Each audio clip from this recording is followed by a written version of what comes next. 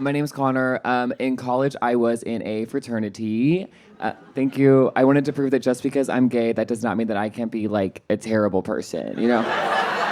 Yeah, I'm not like other gay guys. I'm worse than them. So I was in a frat. I had the gay role in the frat. It was called philanthropy chair. And that is kind of a job that sort of combines the two main parts of being gay, which are event planning and pretending to care. And every fraternity is just like 20 straight guys doing cocaine and then like one gay guy in the corner with a clipboard raising money for the local children's hospital while also doing cocaine. And so I was in a frat and like I went to school in the South. And the thing with the South is that like it's hard to tell who's like gay there because everyone sort of dresses like that, you know?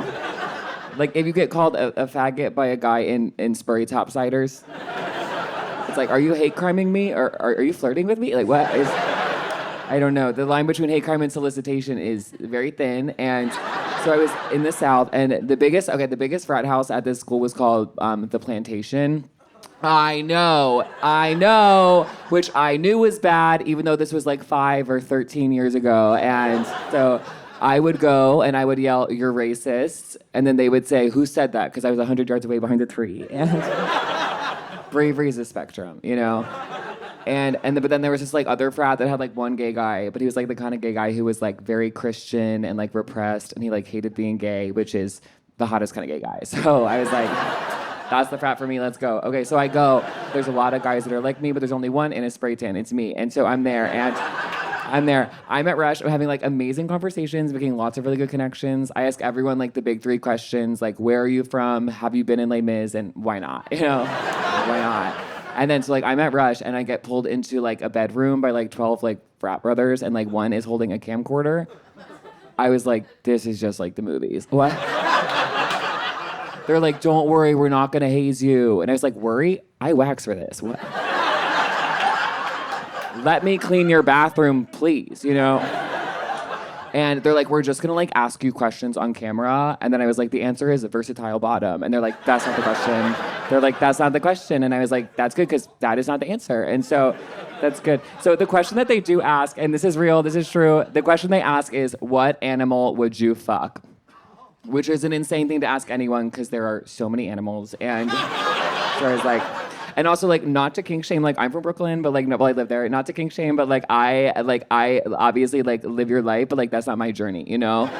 That's never been my journey. Like, I've obviously had sex with men with the reading comprehension of a sea otter, you know? But like, not my journey. But then I also, like, I took improv. So I was like, yes, and? So I'm trying to think. I was like, okay, like, what is the answer to this? So obviously my first thought was a gazelle, you know? And then I was like, don't say that. That's so gay. They jump so high. Don't say that. And then... No. So I was like, I would fuck a deer. Kind of a heterosexual gazelle, you know what I'm saying? And I want you guys to know, like, if you're ever in this situation, like, I need you to know that that is the wrong answer. Right? That is no. They were like, oh my God, you would fuck Bambi? Hold the hell up. What? I was being extremely normal about this entire situation. Like, I was kind of picturing like an old deer, you know? Kind of like a wizardly figure, like he's a professor, I'm a student, it's a PhD program, you know? And like I was picturing a deer like so old it is like the best night of his entire life. And like I'm describing kind of, like you're describing a crime, whereas I was talking about sort of a service project, really.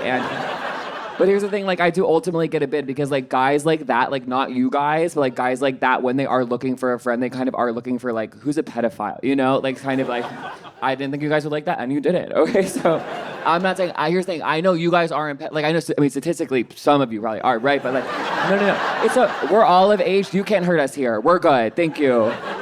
Doesn't matter. So I'm in the frat with my pedophile brothers and you can't always pick your family. In this case, I kind of did. And so I'm in there, and like when you're in a frat, you have this thing called like chapter, which is just like where you gather every Sunday night to make sure that over the weekend nobody died. And then like one time I did get in trouble for skipping chapter to watch the Oscars, and then I had to go before like the standards board, which is just like 2 frat brothers who had like never seen La La Land, and then at chapter they would always announce like themed parties, and they never took my suggestions because they're like, no one wants to go to a Princess Diana themed party, and it's like, I actually think people would really like that a lot, actually. So So, but then one week they're like, okay, we're gonna have a theme party called "What Would You Be Without a College Degree?"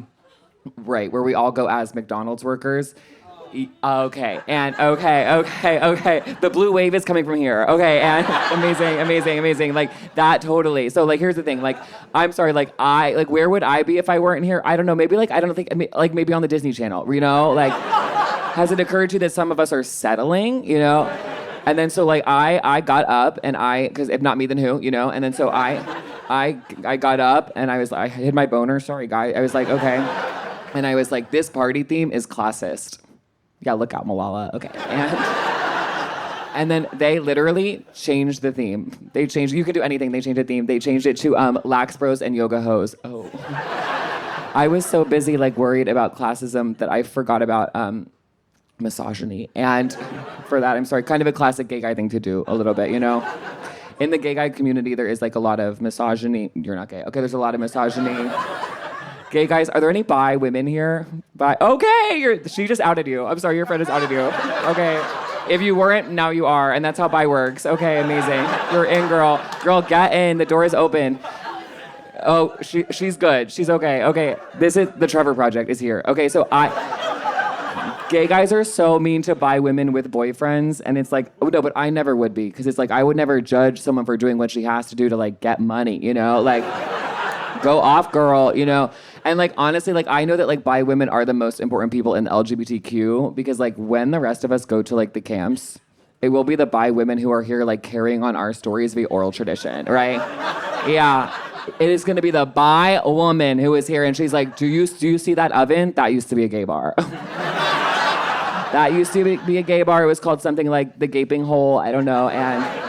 Gay guys get very mad when there's like a girl at Fire Island, and it's like, Hannah is not a girl, she is a scribe, okay?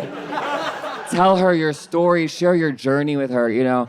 If you guys don't know about Fire Island, that is where gay guys go in the summer to break up with each other. And so I went last summer with this guy who at the time was my boyfriend, I'm pretty sure, and we go and we're like going to like the underwear party, which is just like a regular party except for no one is vaccinated. And so we go.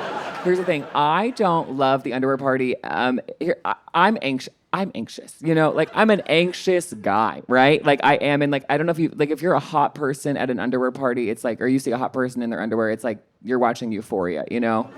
Whereas like an anxious person in their underwear, honey, that's Dateline, you know?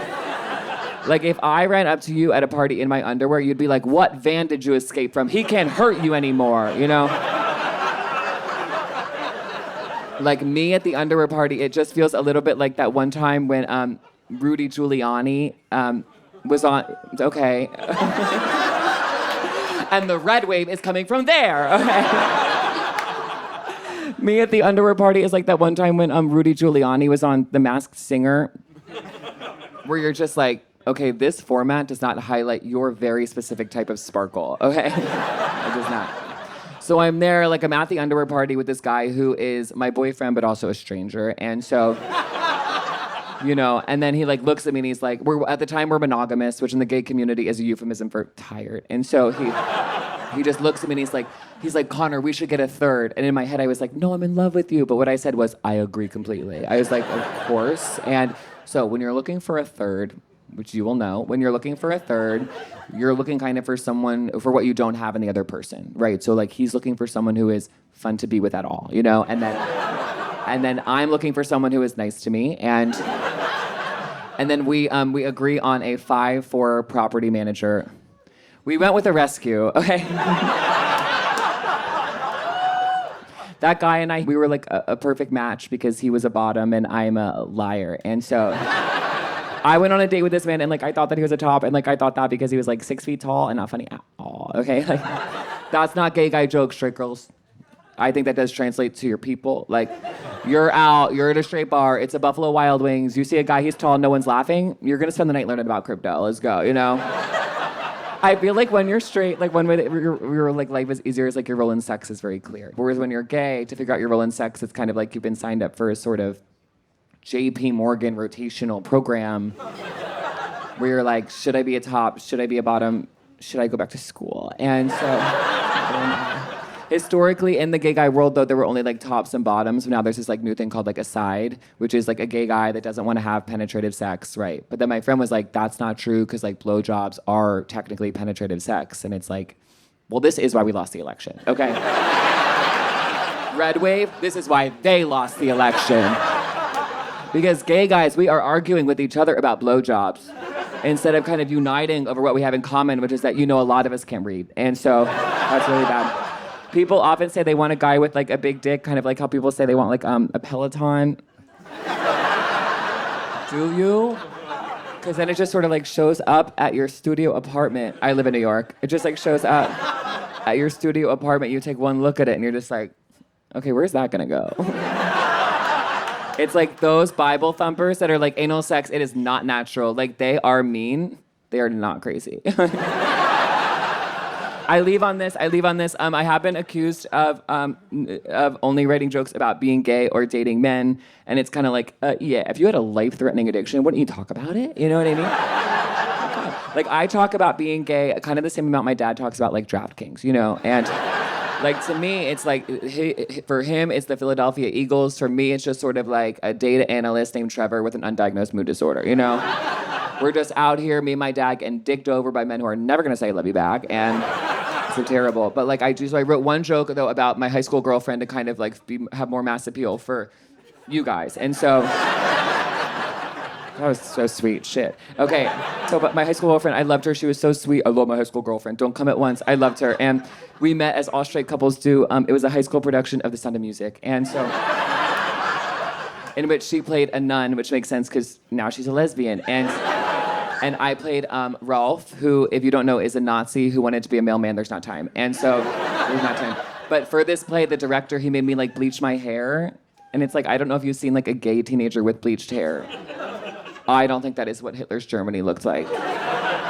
It looks like a little closer to kind of like Frankie Grande's West Hollywood. Okay, bye. Give it up for your host. Give it up for your host.